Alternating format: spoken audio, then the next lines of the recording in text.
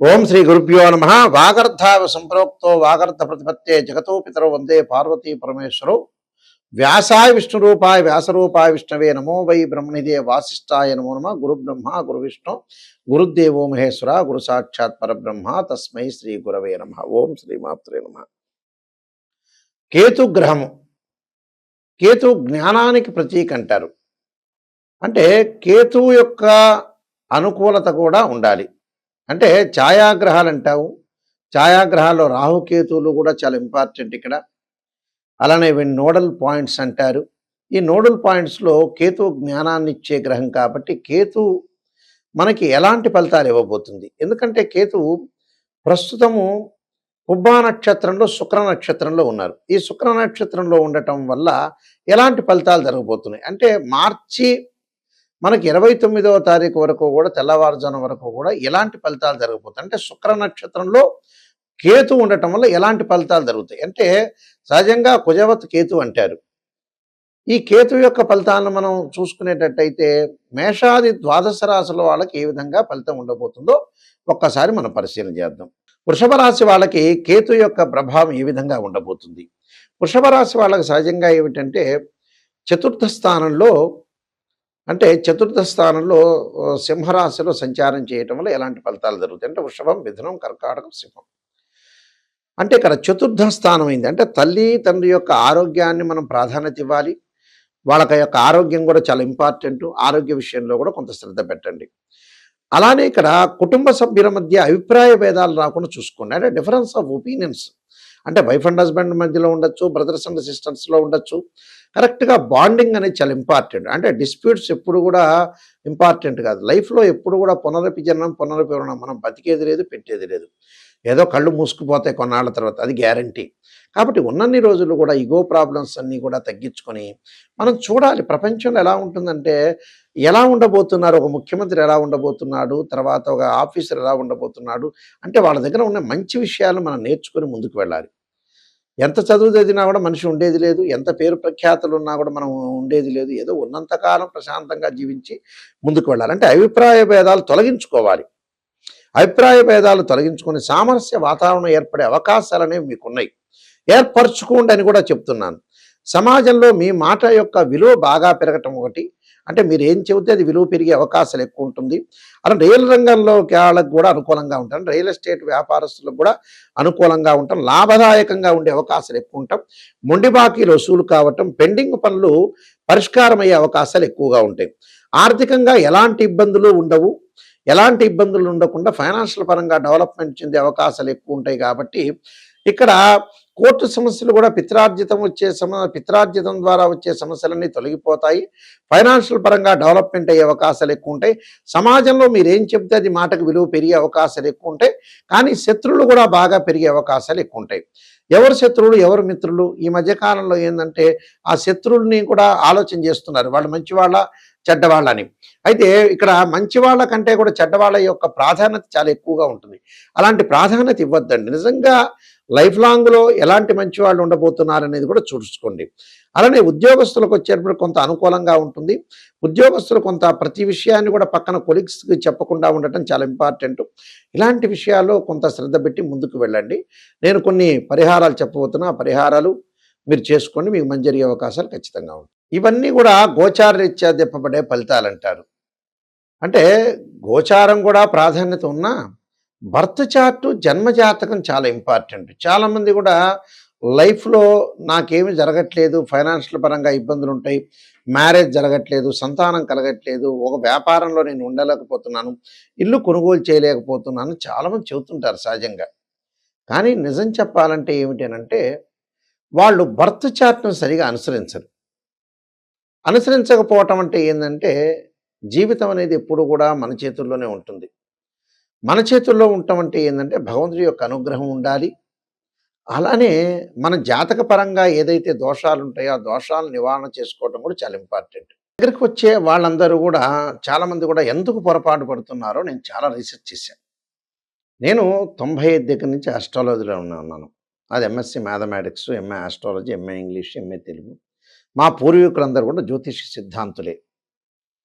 అయితే ఇక్కడ ప్రత్యేకంగా మా నాన్నగారు బ్రహ్మశ్రీ నాయకంటి కుమారస్వామి శర్మ దైవజ్ఞ అని ఇంటర్నేషనల్ ఆస్ట్రాలజరు, శ్రీశైలంలో ప్రధాన పురోహితుడు కూడా పనిచేశారు. మన జీవితాన్ని నేను పిహెచ్డి చేశాను జ్యోతిష్యంలో. అంటే ఆస్ట్రాలజీ పరంగా ఎందుకు ప్రజలు ఇలా అవుతున్నారని ముందుకు వెళ్ళాను. అంటే ఆస్ట్రాలజీ అంతా కూడా మనం చూసుకునేటట్టయితే ఎందుకు జరుగుతుందనంటే స్వయంకృత అపరాధం. ఒక అమ్మాయికి పెళ్లి కావాలంటే, ఒక అబ్బాయికి పెళ్లి కావాలంటే వాళ్ళు కరెక్ట్‌గా జాతకం చూపించుకోలేకపోవటం, నెగెటివ్, పాజిటివ్ అని ఎంతకీ గురువుగారు పాజిటివ్ చెబుతున్నారా లేదా అని చూస్తున్నారు. కానీ పాజిటివ్ చెప్పడం వల్ల పెద్దగా ఒరిగేది ఏముండదు. మీరు 10 నిమిషాలు సంతోషిస్తారు.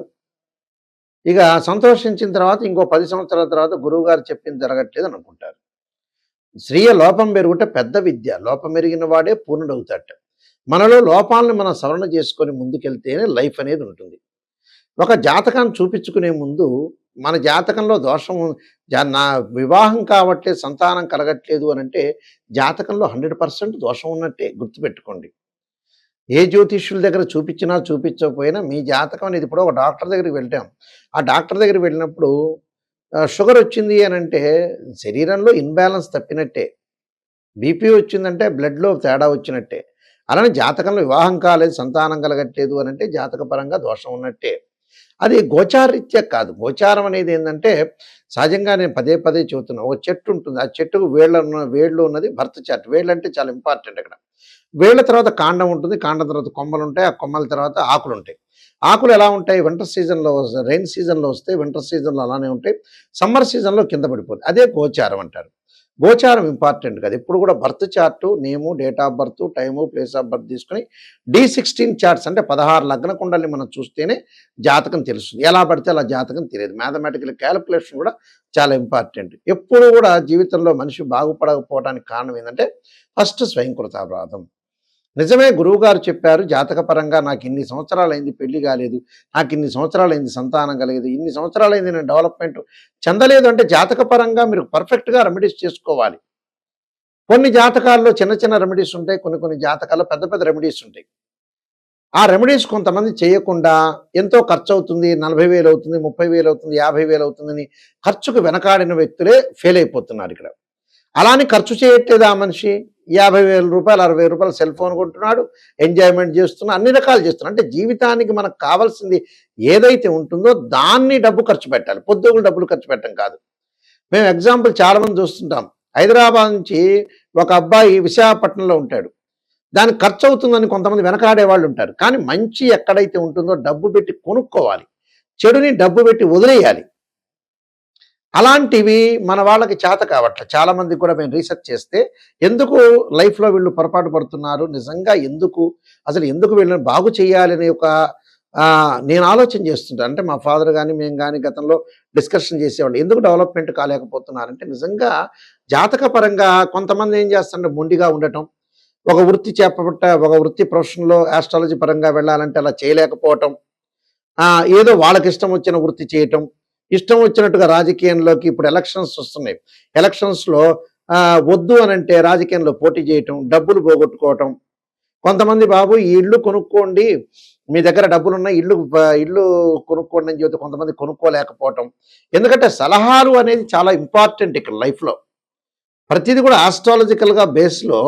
ఆస్ట్రాలజికల్‌గా అనుసరించి ఆస్ట్రాలజీలో ఏముంది, మ్యారిటల్ స్టేటస్ కానీ, అలానే మనకి చిల్డ్రన్స్ కానీ, ఇన్కమ్ గ్రోత్ కానీ, ఎంప్లాయ్మెంట్ కానీ, అలానే ఫైనాన్షియల్ స్టేటస్ కానీ, అలానే ఏదైతే ఇళ్ళు కొనుగోలు చేయాలన్నా, ల్యాండ్స్ కొనుగోలు చేయాలన్నా, హెల్త్ పరంగా ఉండే విషయాలు కానీ చాలా జాగ్రత్తగా అనుసరించి లైఫ్‌లో ముందుకెళ్ళాలి. ఎక్కువ కాలం చాలామంది కూడా ఈ మధ్యన ఎక్కువ కాలం బతుకుతున్నారు అనుకుంటున్నారు. పాత వాళ్ళంతా 80, 85, 90 అలా బతికారు. కానీ లైఫ్ అనేది ఎలా ఉంటుందంటే 50 ఏళ్ళు, 55 ఏళ్ళు కాంగానే ఆ లైఫ్‌లో అతను ఆరోగ్యపరంగా ఇబ్బందులు రావటం, బీపీ రావటం, షుగర్ రావటం. చూడండి, ప్రతి 10 మందిలో ఎక్కువ మంది షుగర్ ఉంటుంది. చాలామంది ఇంట్లో షుగర్ లేకపోయినా ఒంట్లో షుగర్ గ్యారంటీగా ఉంటుంది.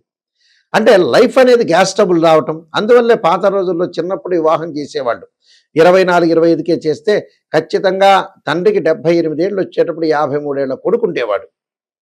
అవన్నీ అనుసరించాలి కొన్ని విషయాలు. అంటే మనం ఎక్కడ తప్పు చేస్తున్నాం, ఎక్కడ మిస్టేక్ చేస్తున్నాం అనేది అనుసరించండి. అనుసరిస్తే 100% వాళ్ళ యొక్క జీవితం అనేది ఖచ్చితంగా ఉంటుంది. అందువల్ల ఆస్ట్రాలజీ పరంగా నిజంగా రెమెడీస్ ఏంటి? నిజంగా ఏం చేయాలి? కొంతమంది చెబుతుంటారు రకరకాలుగా ఈ మధ్య కాలంలో. ఉప్పు దీపం పెట్టండి. అసలు వాస్తవంగా శాస్త్రంలో లేదు. వేదంలో ఎక్కడా లేదు. ఉప్పు దీపం పెట్టండి, ఆ కొబ్బరికాయ ఇక్కడ కొట్టండి, అన్నదమ్ములుంటే ఈ సంక్రాంతికి ఇది చేయండి. ఇవన్నీ కొంచెం ఫూలిష్‌నెస్ మాటలు చాలామంది వింటుంటారు ఈ మధ్యన. అంటే డబ్బులు ఖర్చు చేయలేని విషయాలు వింటుంటారు. అలాంటివి కాదు. నిజంగా కొన్ని జాతక పరంగా చిన్న చిన్న మంత్రాలు చదువుకునేవి ఉన్నాయి. కొంతమంది జాతకంలో పెద్ద పెద్ద హోమాలు చేసేవి ఉన్నాయి. మధ్య రకంగా హోమాలు, అభిషేకాలు చేసేవి ఉన్నాయి. రకరకాల రెమెడీస్ ఉంటాయి దానికి. అంటే మన శక్తిని బట్టి మనం చేసుకోవచ్చు, తప్పేం లేదు. కానీ మీకు శక్తి లేదు కదా అని మనం ఏదో చిన్న రెమెడీ చెప్పిన తర్వాత మీరు ఆశపడుతూ ఉంటుంటారు. నిజంగా జరుగుతుందా లేదా అని. అంటే రైతులు పాపం వర్షాని కోసం ఎదురు చూస్తున్నట్టుగా మీరు కూడా గురువుగారు చిన్న రెమెడీ చెబితే చాలే అనుకుంటా. కాదు, కొన్ని జాతకాలకు పెద్ద రెమెడీస్ ఉంటాయి, మధ్య రకమైన రెమెడీస్ ఉంటాయి. అసలు రెమెడీ చేయక్కర్లేదని కూడా చెప్తాం మేము. ఒక మంత్రంతోనే పోతుంటుంది. కానీ నిజంగా ఏమిటి అనేది తెలుసుకోవాలి. కానీ ఉప్పు దీపాలు అవన్నీ కాదు. మంత్రమన్నా చేయాలి, నవగ్రహాల ప్రదర్శనం చేయాలి. జాతకం ఏ అయితే గ్రహం బాగలేదు దానికి జపం కానీ, అభిషేకం కానీ, హోమం కానీ, పాశుపతాస రుద్రాభిషేకాలు కానీ ఇలాంటివి చాలా ఇంపార్టెంట్ ఇక్కడ. అయితే ఇలాంటివన్నీ చేయకుండా నేను జ్యోతిష్యుడి దగ్గర చూపించుకున్నానండి, ఆయన బాగానే చెప్పాడు, నాకు సంతోషకరంగా చెప్పాడు. ఈ మధ్య కాలంలో ఒక వ్యక్తికి నేను చెబుతూ ఉంటే, గురువుగారండి ఇప్పుడు నెగిటివ్ ఉన్నది నెగిటివ్ చెప్పాలి, పాజిటివ్ ఉన్నది పాజిటివ్ చెప్తారు. అసలు జీవితంలో పాజిటివ్నే లేదనుకోండి ఏం చేస్తాం? కొంతమంది పాజిటివ్ కూడా ఉంటుంది, ఫుల్ పాజిటివ్ ఉంటుంది, కొంతమంది నెగిటివ్ ఉంటుంది. యోగాలు అనేవి కూడా డూబు గుర్తుపెట్టుకోండి. ప్రతి జాతకంలో మన కంప్యూటర్లో కొట్టంగానే యోగాలను కనపడుతుంటాయి. గజకేశ్వర యోగం అని, రవి బుధాదిత్య యోగం అని, చంద్రమంగళ యోగం అని. అన్ని యోగాలు అందరికీ ఉండవు. ఏదో కొన్ని కోట్ల మందిలో కొంతమందికి మాత్రమే యోగాలు ఉంటాయి. కానీ అందరికీ కూడా బుధాదిత్య యోగాలు, చంద్రమంగళ యోగాలు మాకు బాగా ఉన్నాయి, విపరీతంగా ఉన్నాయి అని అనుకోవద్దండి. నిజంగా యోగం ఉందే లేదో తెలుసుకోండి. యోగం అంటే ఏంటంటే 2 గ్రహాల యొక్క కలయిక. ఇలాంటి విషయాలన్నీ కూడా మీరు అనుసరించండి. అయితే www.nayakanti.com, www.nayakanti.in చూడండి. నేను 15 పుస్తకాలు రాజమండ్రి మోహన్ పబ్లికేషన్ వాళ్ళకి రాశాను. నేను కాలసర్పయోగము, కాలసర్పయోగ చంద్రిక, రాహుకేతులు, ఛాయాగ్రహాలు, అలానే పుత్రగణపతి వ్రతము, స్వప్నశాస్త్ర ఫలదీపిక, అలానే వివాహ మార్తాండము, జాతక చంద్రిక, బృహత్ పరిహార సింధు, ఇలాంటి నెంబర్ ఆఫ్ సర్వదేవతా గోత్ర పౌరులు పార్ట్ 1, పార్ట్ 2 ఇలాంటి నెంబర్ ఆఫ్ ఆస్ట్రాలజీ బుక్స్ అన్ని కూడా రాశాను. ఆ బుక్స్ కూడా మా దగ్గర దొరుకుతాయి. కావాలంటే రాజమండ్రి మోహన్ పబ్లికేషన్ వాళ్ళు కూడా మీరు సంప్రదించవచ్చు. కానీ జాతకం చెప్పించుకునే వాళ్ళు ఎవరైనా సరే నా దగ్గరకు వచ్చేవాళ్ళు నిజాన్ని తెలుసుకోవడానికి మాత్రమే రండి. ఎందుకంటే మిమ్మల్ని నేను బాగు చేసే స్థితికి రావాలి, మిమ్మల్ని సేవ్ చేయాలి. సేవ్ చేయకుండా కేవలం పొగిడేటట్టయితే జాతకం చెప్పించుకోవడం దండగా. ఓపెన్గా చెబుతున్నాను, మీ కన్సల్టింగ్ ఫీజు కూడా దండగే. నిజం తెలుసుకోండి. నిజం తెలుసుకొని ఆ చిన్న మంత్రంతో పోతుందా, లేకపోతే ఓ టెంపుల్ సంప్రదించాలా, లేకపోతే నిజంగా హోమం చేయాలా, నిజంగా యాగం చేయాలా, అసలు నిజంగా తగ్గుతుందా లేదా, లేకపోతే వేరే దశల్లో కూడా జీవితం అనేది మారుతుందా అంటే ఇన్ని రకాల అనాలిసిస్ చేయాలి. అనాలిసిస్ చేస్తేనే లైఫ్ అనేది బాగుంటుంది. అందువల్ల నిజాన్ని తెలుసుకుని, నిజం అనేది నిప్పు లాంటిది. సత్యం ఎప్పుడూ కూడా సత్యంగానే ఉంటుంది. అసత్యం ఎప్పుడైనా 10 ఏళ్ల తర్వాత అయినా బయటపడేది. ఈరోజు కాదు, రేపు కాదు, ఎల్లుండి కాదు, ఖచ్చితంగా బయటపడుతుంది.